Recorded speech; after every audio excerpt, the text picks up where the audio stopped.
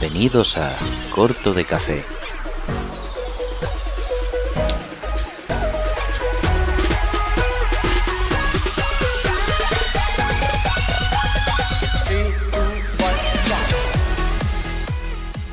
Muy buenas a todos, porrers. Aquí estamos una vez más en vuestro canal favorito Café con Porras.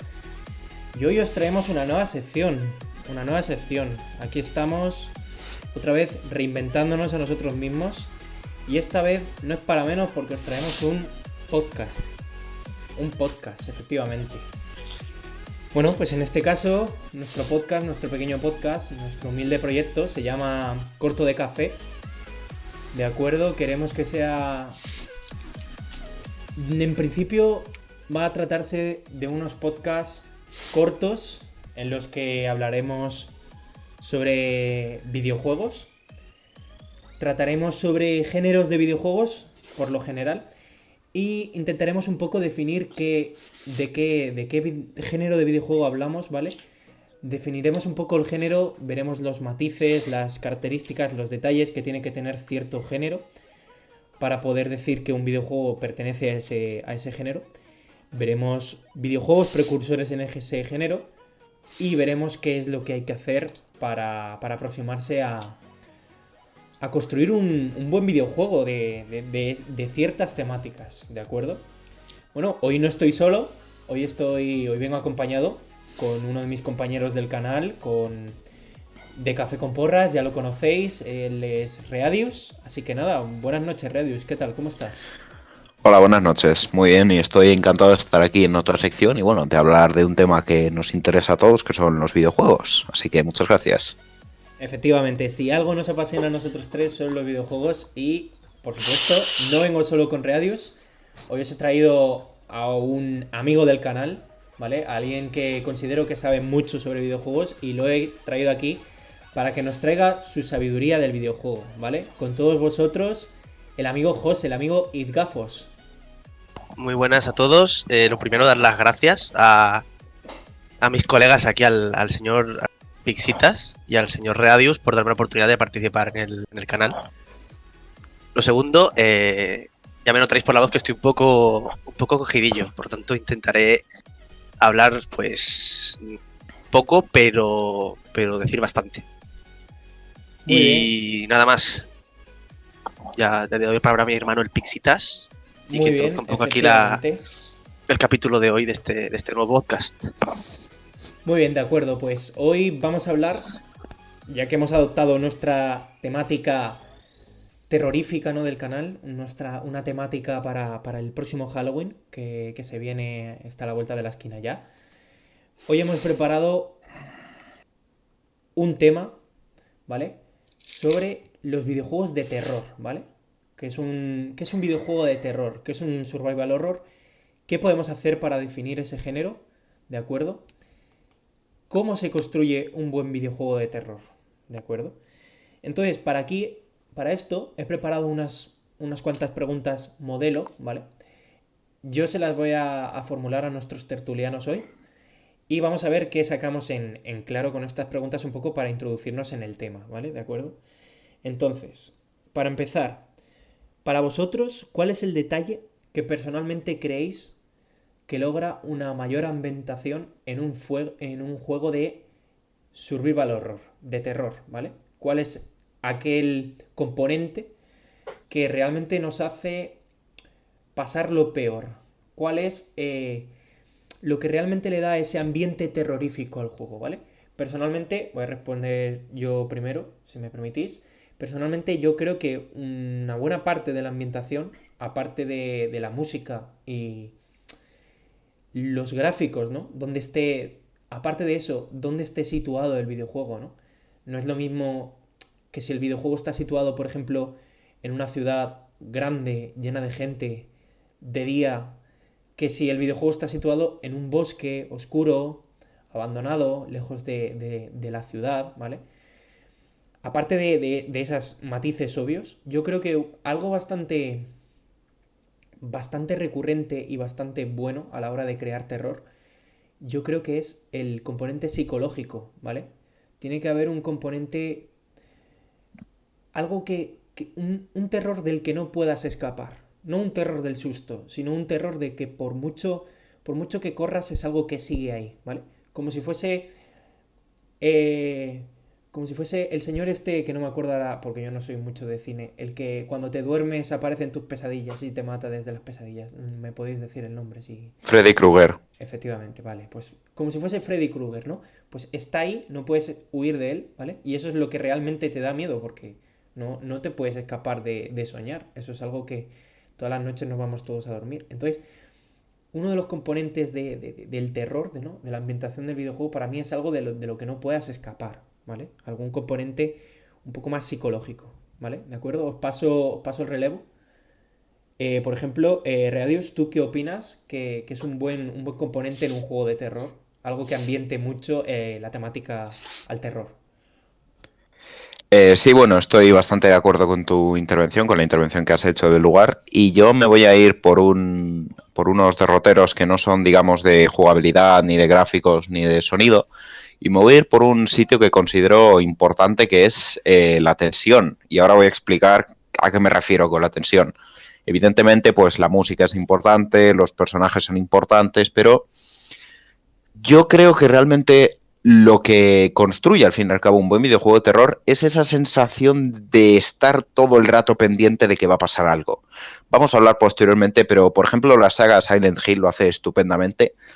Es la misma sensación de que, por ejemplo, estás yendo a un pasillo oscuro de camino a tu cuarto y sientes que en el momento inmediatamente posterior de cerrar la puerta algo te va a arrastrar hacia atrás. Yo creo que es esa sensación permanente de crees que va a haber un susto, crees que va a haber un jumpscare, pero no lo hay. Y mantener esa sensación es difícil, pero y mantenerlo más 7, 8 horas, que es lo que suele durar un videojuego, también es difícil. Y es muy importante, yo creo, esto de...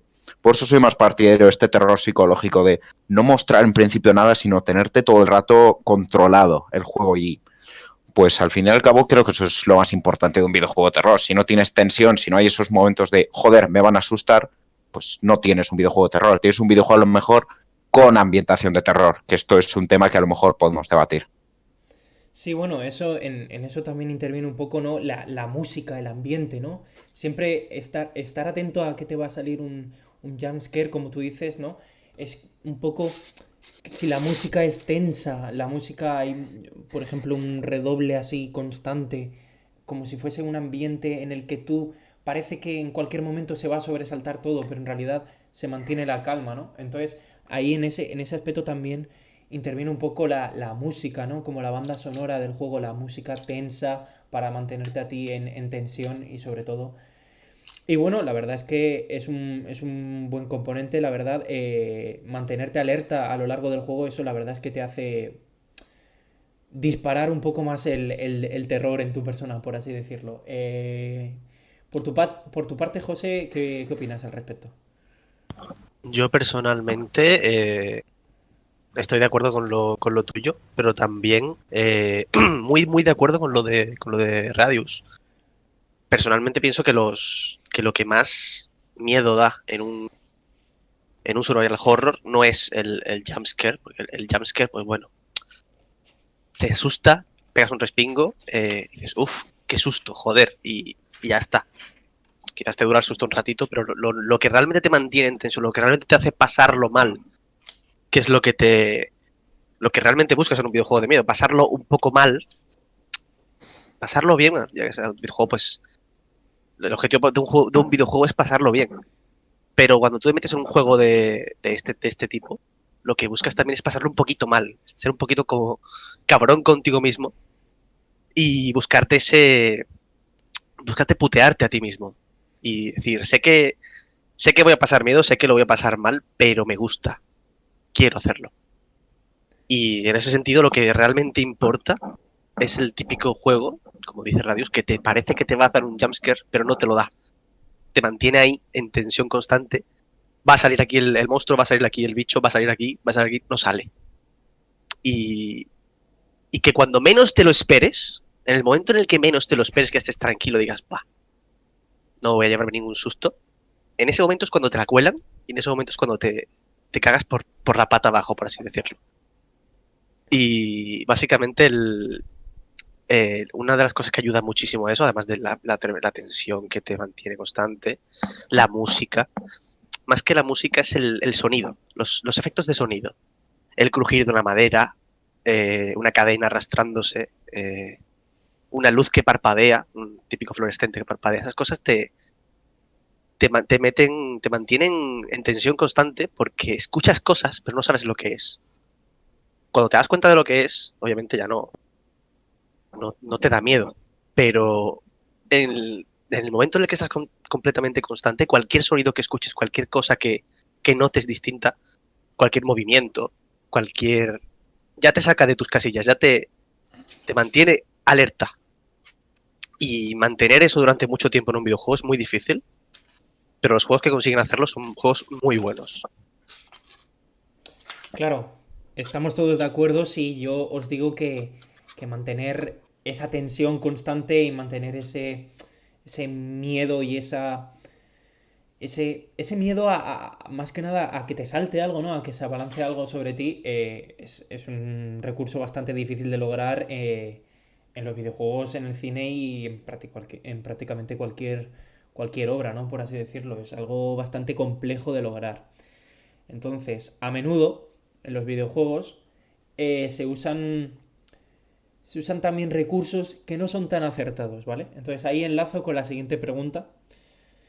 ¿Qué es para vosotros una idea equivocada y bastante recurrente, bastante recurrida, para provocar miedo? ¿Qué es algo que os parece a vosotros que realmente está puesto ahí como un tópico, como un clásico, como algo que da miedo, pero realmente no ambienta tanto al juego, sino que te desquita un poco de esa ambientación? Porque claro, uno de los componentes fundamentales que tiene que tener un juego de miedo es estar tú dentro del videojuego, sentirte tú uno más. Si tú te sientes ajeno al videojuego, obviamente no te puede dar miedo, ¿vale? En el momento que te da miedo el videojuego es porque empatizas con él.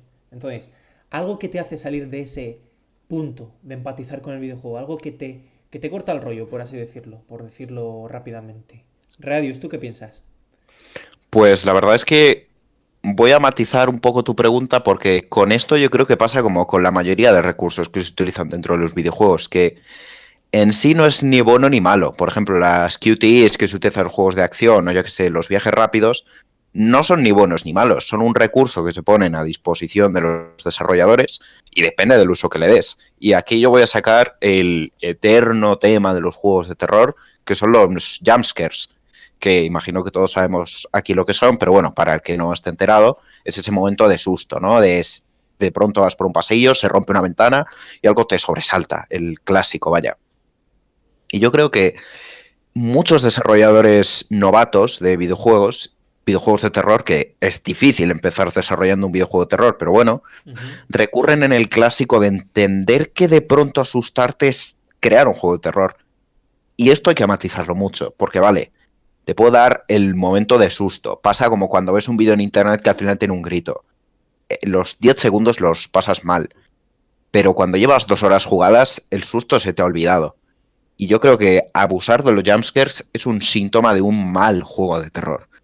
Porque un mal juego de terror que abusa de los jumpscares es porque no ha sabido crear una ambientación realmente buena. Es porque ven que, bueno, la única manera de hacer que el jugador se meta en el juego es asustarle. Y cuando vas por el quinto o el sexto jumpscare, te das cuenta de que el juego no está bien hecho. Y por eso yo creo que utilizar de forma excesiva este recurso es síntoma de un videojuego mal escrito. Vale, muy bien, estupendo. Yo justamente iba a comentar eso porque la última semana tuvimos en el canal el jueves Coliseum de esta semana. Traje un juego arcade, ¿no? El The House of the Dead, en el que yo mismo comentaba en ese vídeo justo eso, justo lo que acabas de decir, que ese videojuego, pues claro, es un videojuego bastante antiguo, ¿no? Entonces, su único recurso de ambientación, más que nada porque, por ejemplo, los doblajes del videojuego te producen risa y como que te desplazan un poco del poco terror que te pueda causar el ambiente de ese videojuego. Entonces, el videojuego usa mucho el recurso del jumpscare. También es un arcade, o sea, tienes que estar ávido de reflejos. Entonces es un poco lógico también que use eso.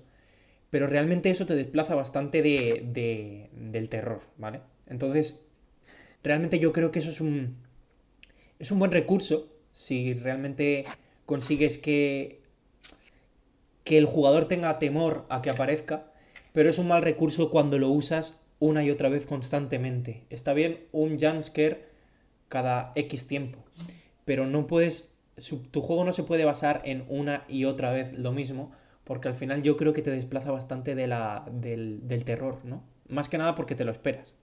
Entonces, en el momento que te esperas y llega, ya como que yo creo que pierde esa parte de gracia, ¿vale?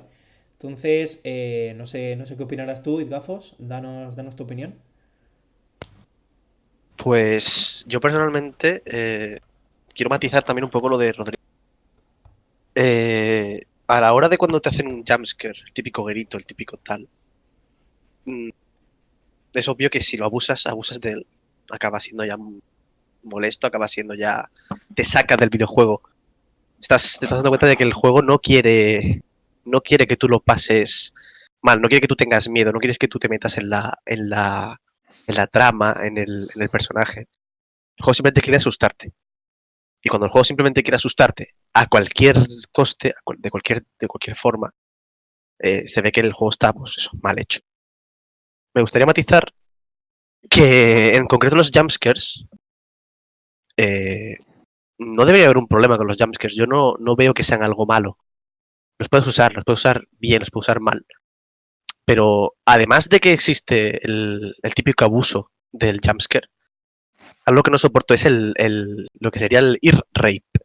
No es como eso, el joderte el oído, el ir a, más que asustarte, a destrozarte el puto tímpano y provocar en ti una reacción de molestia, pero no por el susto en sí, sino por la molestia que te produce exactamente el sonido al estar demasiado fuerte, al tener demasiado volumen, ser demasiado agudo.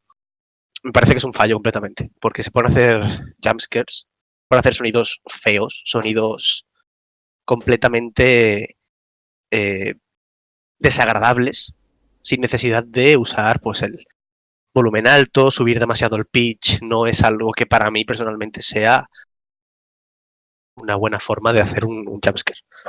Yo pienso que se pueden hacer buenos jumpscares, se pueden hacer buenos jumpscares, sobre todo cuando no te los esperas. Se pueden hacer sonidos desagradables que te molesten realmente y que te den pavor, que te den miedo, que te produzcan repulsión sin necesidad de utilizar pues eso, un volumen elevado, demasiado elevado, que más que nada lo que te produce es eso, la molestia y el joder, no me está gustando esto. No por el juego, no porque el juego me esté metiendo, no porque el juego me esté dando miedo, sino porque me está destrozando el oído. Bueno, pues muy bien, estupendamente. Realmente sí que tienes razón que eso algo que te saca también de un poquito del ambiente, ¿no? Por el sonido estridente que puede suponer un grito, ¿no? Sí, bien. Entonces, vamos a pasar ya, vamos a entrar un poquito al trapo, ¿no? Vamos a entrar a los videojuegos que realmente vosotros creéis que son unos referentes, ¿vale? En el género. Videojuegos en los que hay que fijarse en algo, ¿no? Y destacar un detallito en especial sobre ese videojuego, ¿vale? Y luego ya por última parte vamos a realizar nuestras recomendaciones, ¿no? Los juegos insignes que nosotros consideramos en esta categoría una recomendación especial para pasar estos semanita con unas partiditas bastante entretenidas de un buen videojuego de terror recomendado por nosotros, ¿no? Entonces, para empezar yo voy a hablar sobre un juego que yo creo que es uno de los precursores del survival horror, ¿vale? ¿De acuerdo? Las máquinas de 8 bits no estaban demasiado preparadas para crear una ambientación y por la paleta de colores, ¿no? O sea, había poco color, no podía desarrollarse un ambiente tenebroso de todas formas, que te dé miedo, porque realmente sí que habían juegos un poco más tenebrosos de plataformeo, como por ejemplo el Ghost and Goblins, ¿vale? Yo creo que es un juego bastante spooky, ¿no? Empiezas la aventura la empiezas en un cementerio, ¿de acuerdo? Pero no es algo lo suficientemente terrorífico como como para considerarse un juego de terror, ¿de acuerdo? Entonces, para mí las máquinas de 8 bits las descartamos, pero sin embargo sí que hay un apunte que me gustaría realizar en las máquinas de 16 bits, y es un videojuego que se llama Clock Tower. Se trata de un point and click, que para mí, desde mi punto de vista, es un poco raro que hayan points and clicks en videoconsolas domésticas, ¿no? Para mí los point and clicks son un género de PC, mayoritariamente. Y nada, este videojuego es una saga, más bien. Estoy hablando del Clock Tower, del primero, que salió por los años 90. Creo que salió en el 96, un poquito antes de Resident Evil, por eso digo que es un poquito también precursor. Dio pie un poco a este tipo de videojuegos de terror. Y es una saga de videojuegos desarrollada por Human, ¿de acuerdo? Por una compañía que se llama Human. Y eso, no quiero destripar un poco la historia, pero simplemente os diré que controláis a una chica que se llama Jennifer Simpson, si no recuerdo mal, y que es huérfana, ¿vale? A partir de ahí va transcurriendo toda la historia, ¿vale? No quiero destriparos mucho porque es un juego bastante interesante, un point and click bastante bueno. Y nada, he decidido, como yo siempre tiro un poco a la temática retro, ¿no? He decidido un poco comentaros, ¿no? De dónde creo que vienen yo un poco los orígenes Obviamente el Resident Evil es uno de los orígenes bastante claros de este tipo de videojuegos, pero yo he ido un pasito más allá, me he retomado un poquito más atrás para ver qué juegos, de qué juegos puede haber bebido ese Resident Evil, ¿de acuerdo? Entonces, para hablar del Resident Evil y del Silent Hill, ya imagino que os habéis preparado vosotros algo, así que doy paso, por ejemplo, a Readius, a ver qué nos tiene que contar de estos tipos de videojuegos, ¿no? Pues bueno, yo la verdad es que efectivamente iba a recomendar Silent Hill y de hecho, si me permites hacer un poco de trampa, voy a recomendar no un juego en concreto de Silent Hill, sino más bien los primeros Silent Hill, especialmente Silent Hill 2. ¿Por qué voy a recomendar esto? Pues porque Silent Hill 2 creo que incide en uno de los aspectos que yo creo que son fundamentales para un buen survival horror. Y aquí pues voy a diferenciar un poco qué es un survival horror, que bueno, estamos hablando de lo que es, pero tampoco nos hemos puesto a definir exactamente pues en concreto qué entendemos nosotros por él y qué no es, que es simplemente un juego con ambientación de terror. Yo creo que Silent Hill lo marca muy bien.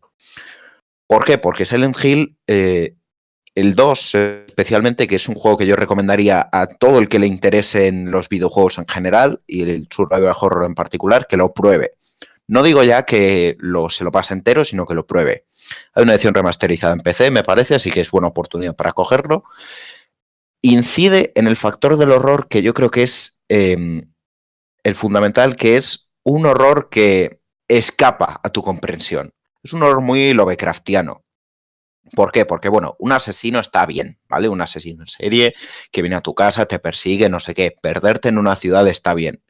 Pero yo creo que el verdadero horror, en mayúsculas, lo que le da la clave a un survival horror, es que hay un elemento que no terminas de comprender, porque a los humanos, que nos conocemos todos, nos gusta tenerlo todo controlado y medido. Saber qué es esto y qué es esto. Precisamente uno de los peores elementos que nos dan más angustia y más ansiedad es que hay algo que no podemos controlar, algo que por más que le demos vueltas escapa a nuestra imaginación. Y en Silent Hill pues es el caso del pueblo de Silent Hill. No voy a spoilear, pero digamos que este pueblo tiene algo que está en la tierra, ¿vale? Lo habitan seres humanos, es un pueblo real, tiene calles, pero hay un elemento que no terminas de ver como algo de la realidad, de los seres humanos. La gente que habla contigo es normal, pero tiene algo. Es difícil de explicar y creo que esto es lo fundamental en el horror. Es algo que, sin dejar de ser del todo real, porque los monstruos de Silent Hill son físicos, les disparas, mueren, hay algo en tu interior que te dice, bueno, pero si esto no está fuera de mi entendimiento, y creo que esto es lo fundamental y lo que diferencia a los juegos de terror. BioShock es un juego con ambientación de terror, por ejemplo, y no es un survival horror. ¿Por qué? Pues porque sobre todo carece de este elemento un poco, digamos, de no entender exactamente qué es lo que está sucediendo. Y por esto recomiendo, en general, le digo que la saga Silent Hill, pues si te quieres iniciar en survival horror, pues es fundamental. Muy bien, estupendamente. ¿Cuál es tu prototipo de definir un videojuego de survival horror, señor Gafos? Yo personalmente opino que un survival horror tiene que tener ciertas características. Por ejemplo, que tenga pues eso, un elemento sobrenatural como monstruos, fantasmas, esqueletos, robots asesinos, que te intentan matar, hay jumpscares. El juego juega contigo un poco de que te vacila. Tiene una buena banda sonora que te ayuda a meterte en la trama.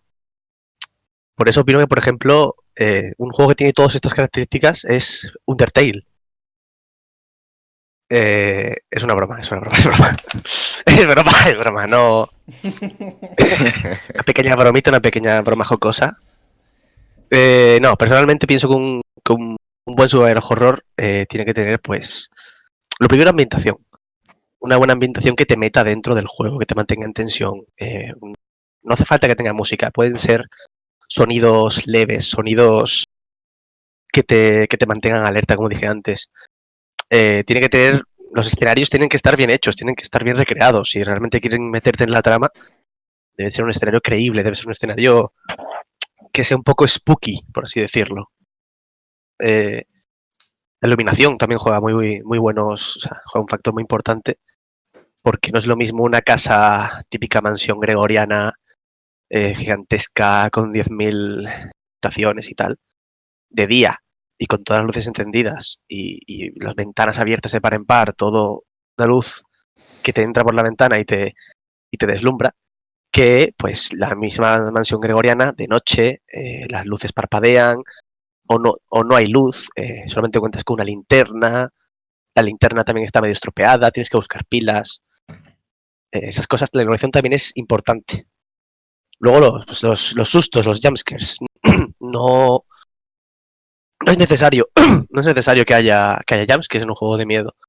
Realmente no necesitas que te peguen el susto. Si ya lo están haciendo bien, pues eso mantenerte en tensión. Pero yo opino que un jumpscare, uno de vez en cuando, pues mira, está bien. Y luego, esto ya es cosa de X juegos, no todos son así. Un poco el gore, ¿no? La sangre, la casquería, las vísceras. Ujú. A alguien le cortan un brazo, le cortan la cabeza. Esas cosas siempre son un poco desagradables. Y juegan un poco, pues eso, con el tema de darte ese repelús, de hacerte sentir incómodo. Y juntado todos estos elementos y una buena trama, no es necesario tampoco una buena trama, pero es importante. Es importante, aunque no sea necesaria, hace que te metas más aún en el papel del personaje.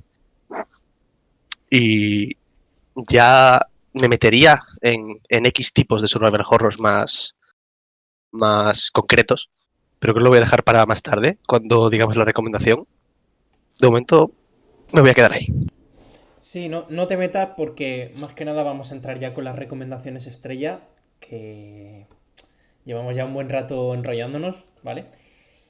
Y voy a empezar yo, ¿vale?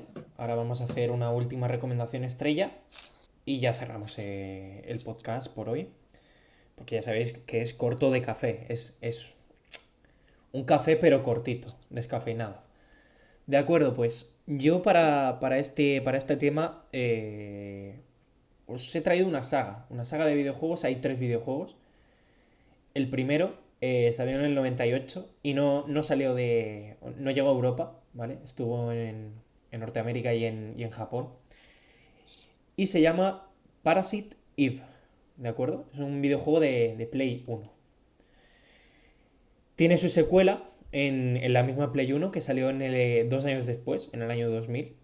En Japón salió un año antes, pero bueno, ya sabéis que en Japón suelen salir antes las cosas. Que se llama Parasite Eve 2, que está para Play 1.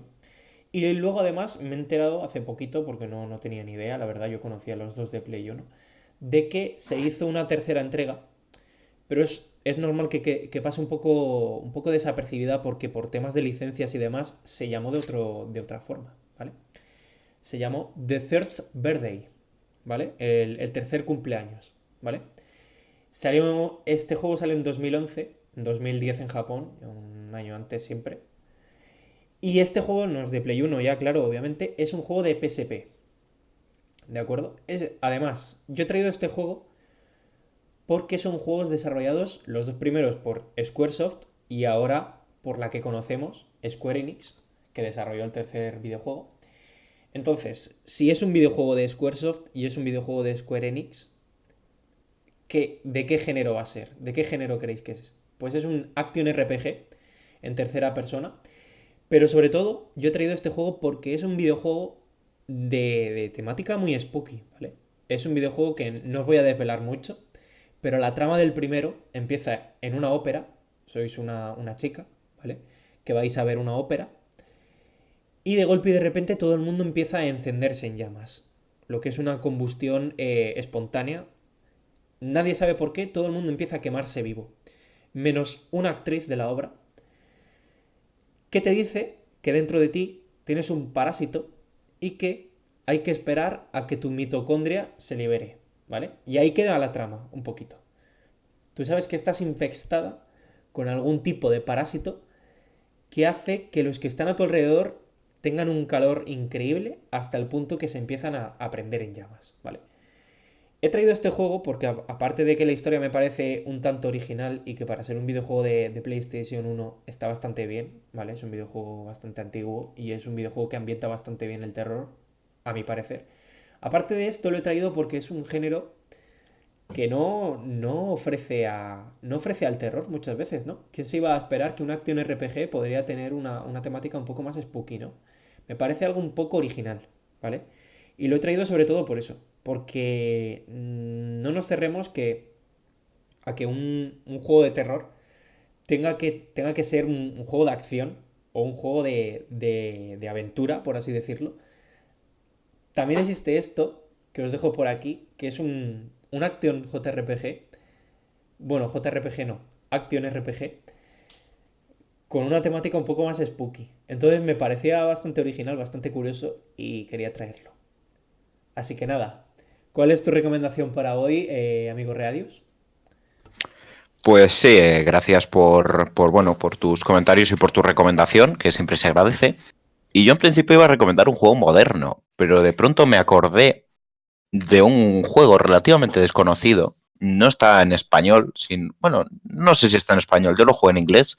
Creo que hay una traducción en español hecha por algún fan, que es del año 1996, que se llama I Have No Mouth But I Must Scream, no tengo boca y quiero gritar, hecho por una compañía que se llama Cyber, no recuerdo exactamente, creo que lo publicó, si no recuerdo mal, Sierra, puede ser. Mi memoria está un poco borrosa porque lo jugué hace bastante tiempo y está basado en un relato corto de terror y es algo sorprendente porque es una aventura gráfica. No es un juego de acción, es una aventura gráfica donde puedes elegir entre 5 personajes. Y no voy a desvelar mucho de la historia, simplemente decir que transcurre, pues digamos, en un mundo postapocalíptico donde los 5 personajes viven debajo de un búnker y hay un supercomputador, un superordenador que se llama o sea, Soy, que básicamente lleva siglos y siglos torturando a los personajes, a los protagonistas, o sea, les cura y luego les tortura física y psicológicamente muchos años y años y años, hasta que en el momento del videojuego, pues, este superordenador decide por fin librarse de ellos y matarlos. Y encarnando a uno de los personajes a elegir, pues tienes que superar las pruebas que te va poniendo este superordenador y sobrevivir o no. Ya que, pues, una de las cosas buenas que tienen al fin y al cabo las aventuras gráficas es que este juego tiene 5 finales. Hay algunos buenos y otros malos. Y lo fundamental del juego es la enorme angustia que te transmite el videojuego. El videojuego es sorprendentemente gráfico para la época y trata temas que son muy difíciles de tratar en un videojuego. Por ejemplo, una violación, crímenes de guerra, asesinatos. Y el juego lo hace sorprendentemente bien. Lo hace de manera bastante madura. Y sobre todo es esta sensación de angustia y de que hagas lo que hagas, pues vas a acabar mal. Así que bueno, esta es mi recomendación. I Have No Mouth But I Must Scream, del 96. No apoyamos la piratería, pero es que literalmente no hay manera ya de conseguirlo en físico. A lo mejor está en Steam, creo que está en Steam, pero Esta es mi recomendación, es un juego muy bueno. Y bueno, pues nada más. Bueno, pues damos paso a nuestro amigo Idgafos con su recomendación. Para empezar, lo primero que quiero decir es confirmar que sí existe versión de vale exactamente 6 euros. Si quieres jugarlo, es baratito y te da unas cuantas horas. Así que yo, pues eso, apoyar la recomendación de aquí de mi colega Readius sobre este juego I Have No Mouth and I Must Scream.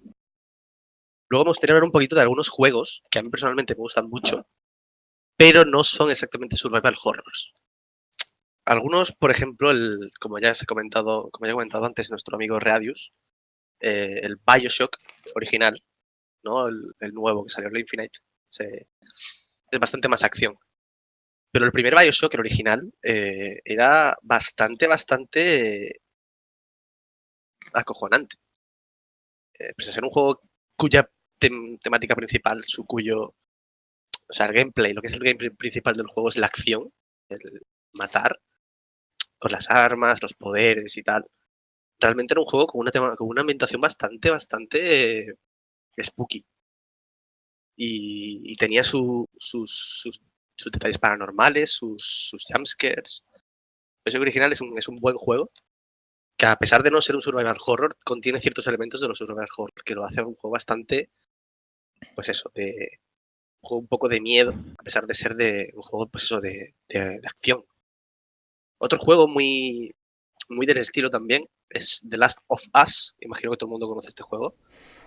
Es un juego, pues, también es de acción. Sobre todo, pues, lo principal es la supervivencia. Pero la supervivencia y se usan bastantes armas, o sea, lo principal es matar. Un juego que al principio, al fin y al cabo, tú vas por ahí matando gente, zombies, lo que sea. Pero sí que tiene también ciertos elementos, pues eso, de, de un survival horror. Tiene el tema eso de la supervivencia, de que no vas sobrado de balas, no vas sobrado de botiquines, siempre tienes que ir buscando pues los pocos víveres que encuentres por ahí para usarlos a tu beneficio. Y no es el típico juego de acción que vas sobrado matando a gente, pegando tiros por ahí, como por ejemplo sería el Doom. El Doom, tú vas por ahí pegando saltos, vas matando gente y te da pela todo lo demás. Las of Us es un juego de acción, un juego de disparos, pero al fin y al cabo no deja de ser una aventura, no deja de ser un survival y tiene ciertos elementos de miedo, como por ejemplo son los zombies. Muchas veces tienes que ir en sigilo para no alertar a dichos zombies. Pues tiene ciertos matices, ciertos aspectos en los que se podría parecer a un survival horror a pesar de no serlo. Y luego otro juego que también me gustaría comentar es el Bloodborne, que tampoco es un survival horror, no deja de ser un action RPG, pero sí que la ambientación y la temática principal del juego es muy spooky, es muy de acojonar. No deja de estar ambientado, pues eso, una especie de Londres victoriana, por así decirlo. Es un pueblo así antiguo, plagado de bestias, todo en relación a la sangre, mucho tema paranormal. Hay sustos, hay sangre, hay cadáveres, hay, pues eso. La ambientación general, la música muchas veces es muy ambientada al terror, pero como bien he dicho antes, es un acción RPG, por lo tanto no es un survival horror, a pesar de que ese tipo de juegos, como los juegos tipo Dark Souls, pues no están empeñados, no están enfocados en dar miedo, pero el Bloodborne en concreto sí que tiene un toque un poquito más de terror. Y ahora sí que vamos con mis dos recomendaciones de hoy. Normalmente voy a hacer dos recomendaciones, una sobre un juego clásico y otra sobre un juego más moderno que normalmente va a ser indie. El clásico, pues en esta ocasión va a ser el Resident Evil, el uno, el original. Eh, Más que nada porque la saga Resident Evil es una saga larga. Llevan ya 7 juegos de lo que sería la saga principal, más unos cuantos spin-offs. Tienen también el cero, que puedes considerarlo pues, de la saga principal, no deja de ser una precuela. Pero luego que si los Umbrella Chronicles, que si los Revelations, que si el Code Verónica, que si tal. O sea, tiene bastantes spin-offs. Pero yo personalmente recomiendo de la saga principal el primero, ya que es el juego que sentó lo que viene a ser las bases del survival horror moderno.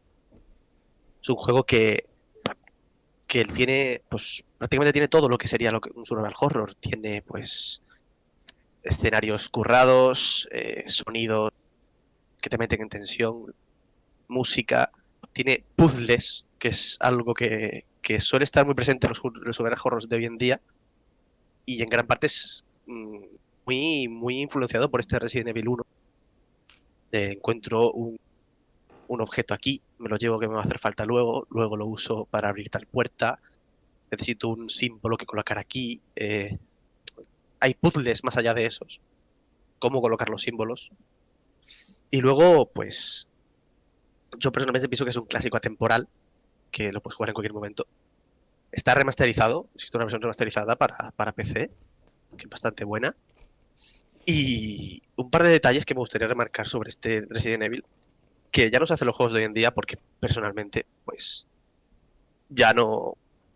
es un gameplay que se ha quedado bastante anticuado. Que serían los controles, la forma de moverse del personaje. Este Resident Evil 1 contaba con unos controles tipo tanque. Básicamente el personaje no se podía mover hacia los lados, solamente para adelante y para atrás.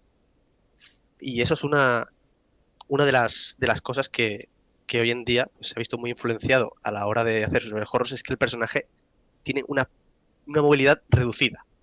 No reducida en el sentido de que le falta una pierna o algo, no. En el sentido de que no es un personaje que sea muy atlético, que no es un personaje que corra. Los personajes normalmente en los horror no corren a velocidades muy altas, no suelen saltar, no suelen tener ningún tipo de dash como otros juegos. El personaje suele ser un personaje que puede andar, que puede caminar un poquito más deprisa y como mucho en algunos juegos, algún trote ligero. ¿Por qué? Pues porque si el personaje fuera muy rápido, obviamente los zombies, pues obviamente no te van a pillar nunca. Zombies que suelen ser lentos y tal, los monstruos tal, será muy fácil. La tensión de mantenerte, no puedes moverte bien, no puedes moverte tal, sobre todo los controles estos de tanque, los que puedes apuntar al zombie, pero no puedes girar una esquina. Entonces tienes que decidir si realmente quieres dispararle al zombie o quieres empezar una huida o quieres colocarte mejor. Los controles eran un poco, al principio, un poco arcaicos, pero bueno, es una de las cosas que hoy en día, pues si lo juegas, te das cuenta que está un poco anticuado, pero no deja de ser algo que mencionar. Y luego también es un juego que no, como en Last of Us, por ejemplo, en el que no va sobrado de balas, no va sobrado de balas, medicinas y tal. Bueno, tienes que administrarte bastante bien si quieres acabar sobreviviendo pues, a toda la horda de zombies que habitan en la mansión del primer juego. Y luego, el segundo juego que quiero recomendar hoy es un juego indie. Su nombre es Detention, de la desarrolladora Red Candle Studios, creo que es una desarrolladora taiwanesa. Es un juego que está ambientado en la Taiwán de 1960, durante la ley marcial. El gobierno estaba a cargo del... O sea, el ejército estaba a cargo del gobierno. Y básicamente es una aventura gráfica bastante simplona. Es point and click, no es nada del otro mundo. El gameplay no es nada especial y tal, pero la trama exactamente va sobre un par de chicos de, que se quedan pues como un poco encerrados en la escuela de noche.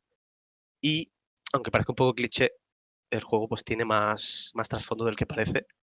La ambientación está muy bien conseguida y yo estoy jugándolo un poquito y la verdad es que da un poco de cague.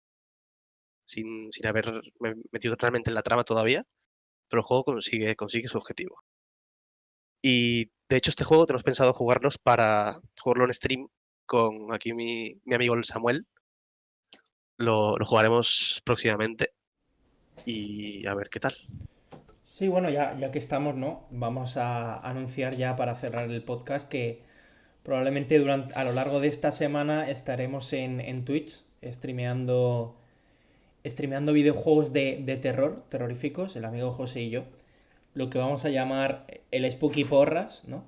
Él jugará, pues no sé qué juego tienes preparado. ¿Cuál has dicho que... este último que has comentado tienes preparado para jugar Este o... último, sí, este último tengo preparado, sí. Bueno, pues él jugará a este último juego que os acaba de recomendar, que no recuerdo cómo se llamaba. ¿Cómo se llamaba? Detención, detención. Detention, de acuerdo. Y yo probablemente me eche una partidita al juego que he recomendado yo, vaya, al Parasite Eve, ¿de acuerdo? Entonces estaremos por stream. Eh, Y eso, no voy a decir dónde streameamos, no sé si lo he dicho ya, pero... Porque hay problemas con YouTube, con esa palabra mágica. No sé si sabéis a qué me refiero. Sí, Sí, sí, algo oído. Sí. Vale, vale. Bueno, pues hasta aquí por hoy. Ha sido un placer grabar este primer episodio de corto de café con vosotros. Y bueno, esperamos que el primero de muchos, ¿vale? Porque ya sabéis que los videojuegos hay muchos temas sobre los que hablar de videojuegos. Si no hablamos de un género en concreto, podemos hablar incluso de una plataforma o de una compañía o incluso de una saga. Nos podemos extender mucho en este tipo de cosas. Así que nada, yo por mi parte cerrar aquí. No sé si tenéis algo que comentar, algo que agradecer, algo que objetar. pues bueno, gracias lo primero por habernos dado pues este espacio, ¿no? Para hablar de videojuegos y tal. Y aprovecho para hacer un poco también de promoción a nuestro canal, que siempre viene bien, y comentar que del mismo modo que estos dos señores, Lyceum y Idgafos, van a hacer streamings y tal, yo es probable que este fin de semana, digamos, suba un gameplay spooky, un gameplay terrorífico el viernes. No voy a revelar el juego, pero os iré avisando por Twitter y tal. Y bueno, espero que os guste. Es un juego del que bueno, no diré si he hablado o no, para no desvelaros cuál es, evidentemente, pero yo creo que os gustará bastante. Pues muy bien, estupendo. Hasta aquí todo por hoy. Así que nada, porres, esperemos que os haya gustado y hasta otra.